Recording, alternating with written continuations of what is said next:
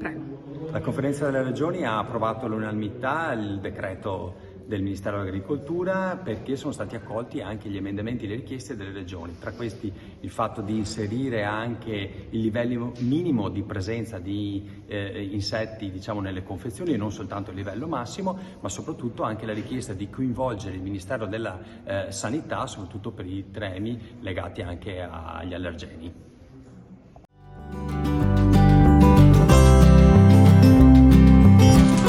In questo caso Gonzaga Food, che è un laboratorio artigianale di Mantova, tutta produzione artigianale di altissima qualità. Questi abbiamo una serie di biscotteria, quindi andiamo dai baci di dama, piuttosto che i nostri meravigliosi tartufi al rum.